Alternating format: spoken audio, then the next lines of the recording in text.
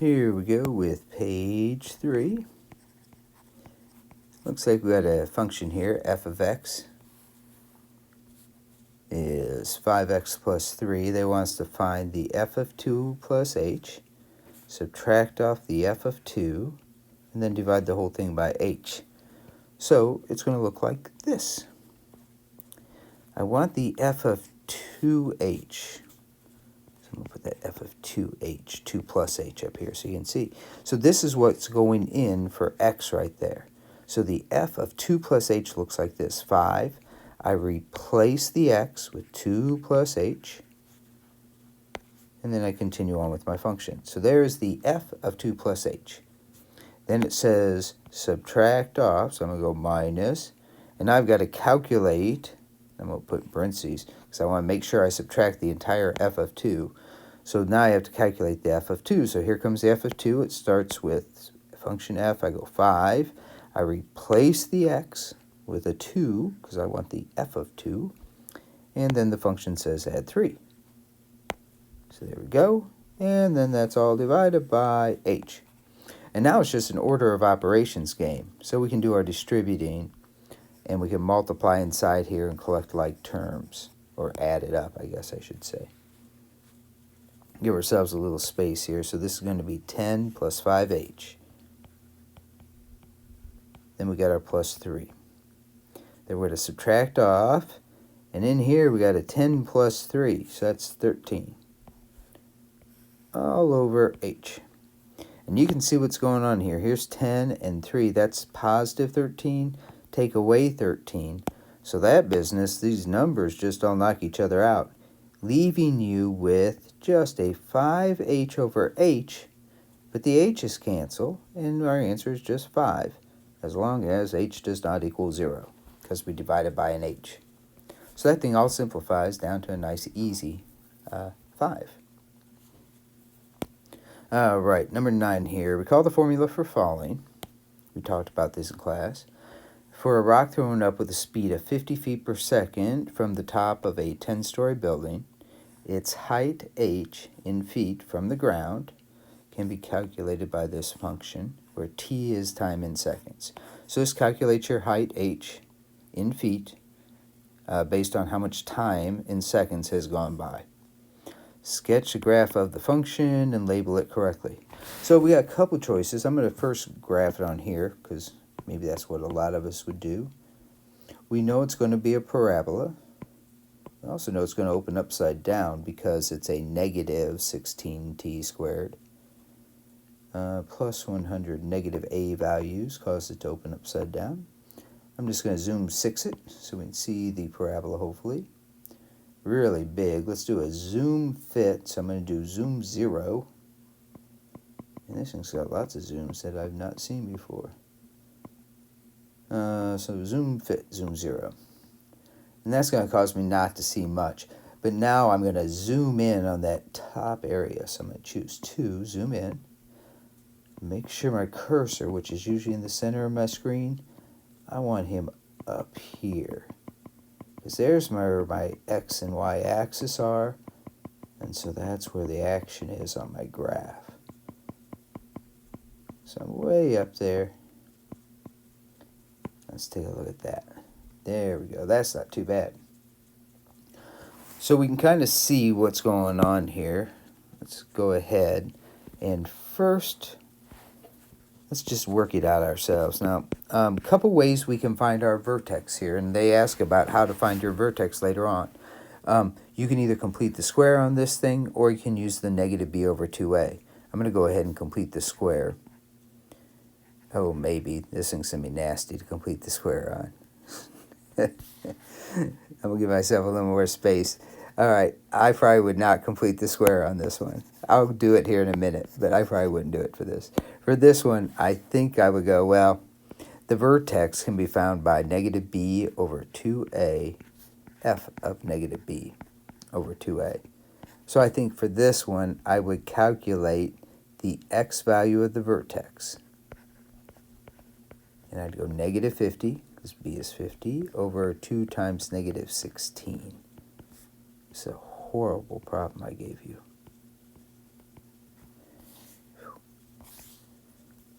that simplifies to 25 over 16, I think.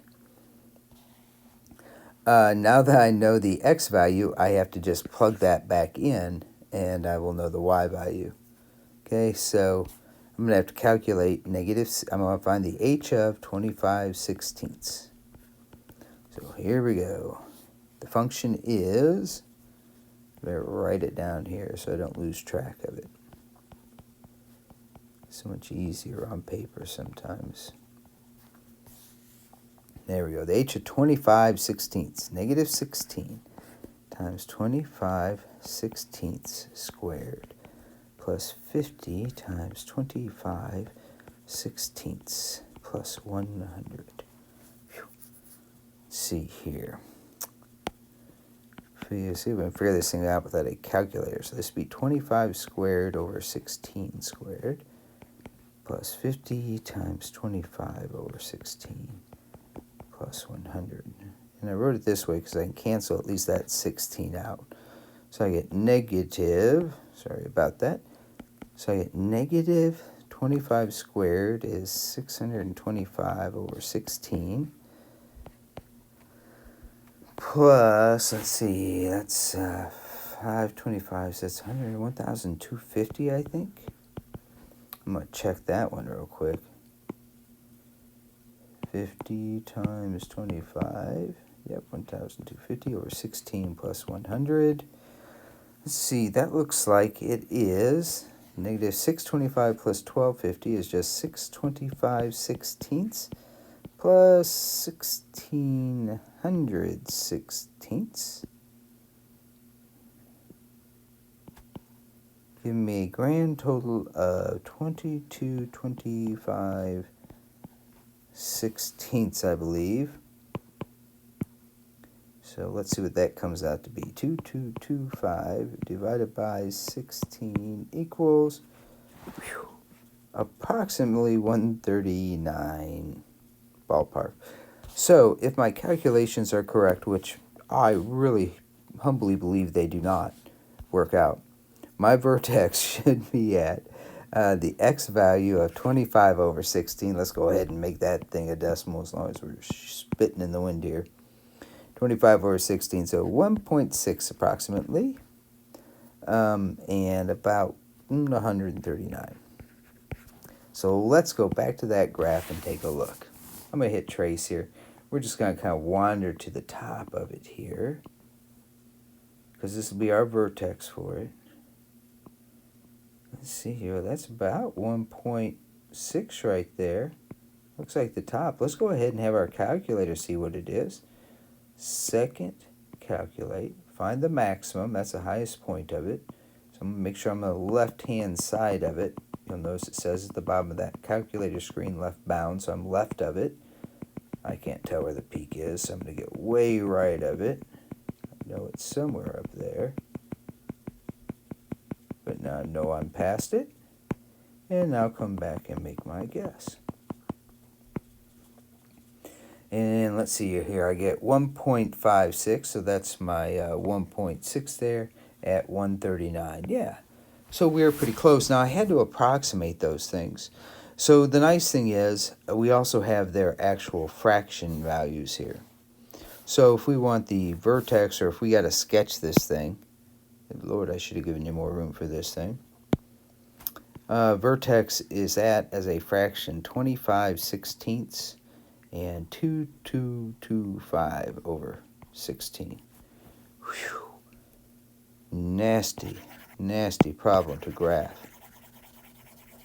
So we can calculate it. Hopefully you'll have more space than I do. Let's go ahead and graph this thing. So now if we're going to graph him, yeah, we're going to kind of imitate what the calculator gave us. But the key things is your vertex here. Let's go ahead and give actual values for that. So there's the vertex for it. There's your axis of symmetry if they ask for it. That's just x equals 25/16. If you want to, you can make that 1 9/16 if that makes you sleep better at night. Doesn't matter. They're the same number. See, another key point oftentimes is to find the Y-intercept. So let's go ahead and find the y-intercept. Here's our function, h of t, and I'm going to find h of 0, because I want to know when time is 0, where am I at on the y-axis. So I'm plugging in 0 here for all the t's, and I get 100. So on my graph, I'm going to mark that and say, hey, that's 100 where it crosses. Right there. And then symmetry is going to give me another point over here somewhere. But that's a pretty darn good picture of the graph. If you want more points, you can go over here, second table, and you can look for some points. I'm going to change my table set to something besides 18, so I'm going to go second table set. I'm going to start us at 1. Go back to my table, second table, and there we go. So at 0, I'm at 100, which I already knew. At 1, I'm at 134. At 2, you're at 136. Tough to graph these things, but we can draw a sketch and we know our maximum. See if we can answer some of these questions. From what height did the man release the ball? Well, that's when t equals 0, and we just found that out. So he released it at t equals 0, right before he threw it in the air. It was at a height of 100 feet we're in. That's where we cross the y-axis. How high does it go? Well, we just found that out. It goes 2225 over 16, or approximately, see if we make that an improper fraction maybe. See here, 2225 divided by 16. So it goes in there 139 times. So let's take 16 times 139, 2224, so that is 1/16. So it goes 139 and 1/16 feet high. That's that as an improper fraction. And even that's not a great number, because 1/16 of a foot, if it was 1/12, I'd know it was an inch. 1/16, 12 inches in a foot, so I'll take it times 12. So it's 139.75 inches, 3/4 of an inch. So that's the height. Your problem on the actual test won't be that bad. How long does it take the ball to hit the ground? So here's where the ball is released. It's flying through the air. Eventually, it's going to cross the x-axis again. Well, the x-axis, remember, this thing measures how high you are from the ground. So the ground is right there. So really, this question is asking for you to solve this equation.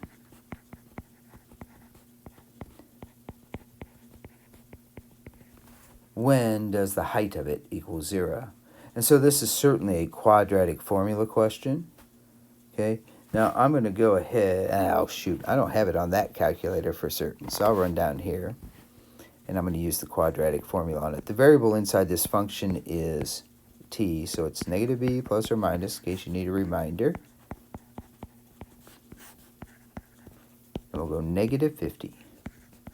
Plus or minus square root of a 50 squared minus 4 times a, which is negative 16 times c. All over 2 times a, 2 times negative 16. Now don't waste a whole lot of time figuring out the stuff under the radical, your discriminant. Just get out your calculator, go 50 squared minus 4 times negative 16 times 100. 3,140. And don't waste your time simplifying the radical, because this is a real life problem. We'll go ahead and just square root that answer. So I'm going to go second square root, and I'll go second answer, A and S. And I'll square root that 3,400, or 3,140. And so now I'm at this problem. And we'll just round that up to about 0.04.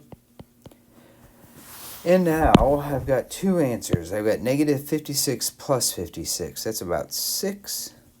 And it'll be divided by negative 16, but that's a negative answer. A 6 divided by a negative 16. I don't want negative time.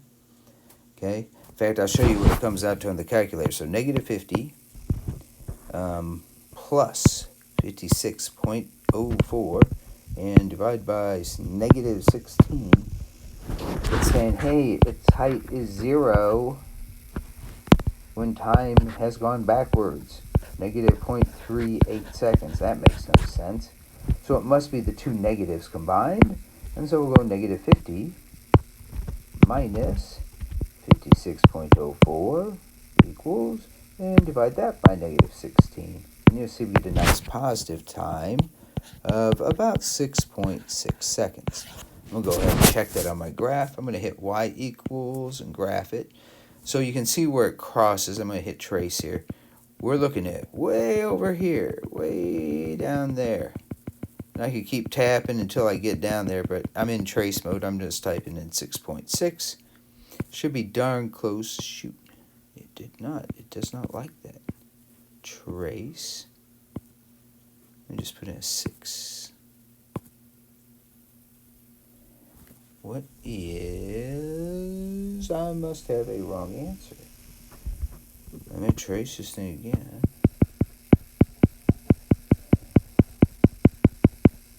I've got to check my math because it's closer to 4 seconds. 4.5 seconds. What did I do wrong? Negative b plus my square root of b squared. Let's check. Second entry.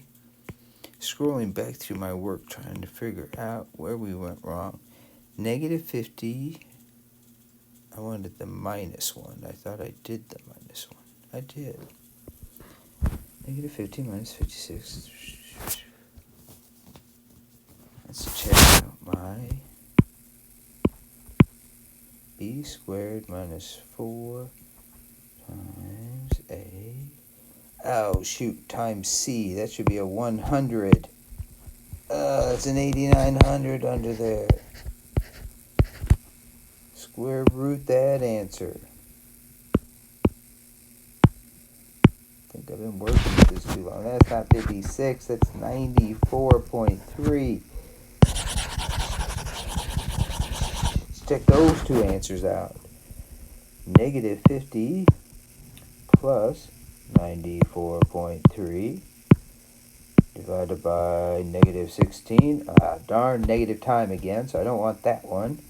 Negative 50 plus, minus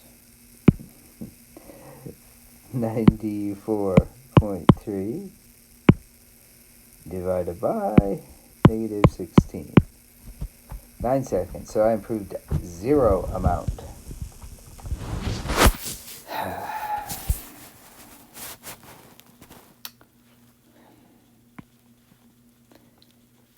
Every time I equation correctly, let me try again. You guys must be laughing your heads off. B squared minus, I'm just going to do plus 4 times 16 times 100 equals 8900. Square root of 8900. The square root of 8900. There we go. 94.3. 2 times a is not negative 16. It's negative 32. And so for the final time, negative 50 plus, no, minus 94.3 equals, divided by negative 32 equals, there we go. It takes it 4.5 seconds. And you can see that now on the calculator if I graph it, and I'm going to do trace. I'm going to type in 4.5 and hit enter. And there we go. It says I'm still at 1 foot high, so it's a little bit past 4.5. I wonder if it can get more accurate. 4.51. Ooh, we're even closer now. 4.52 seconds. Oh, I'm on the ground now. I'm past the ground. It's at negative 0.8. So 4.5 seconds. Good darn answer. It's even better if you can get it on the first try.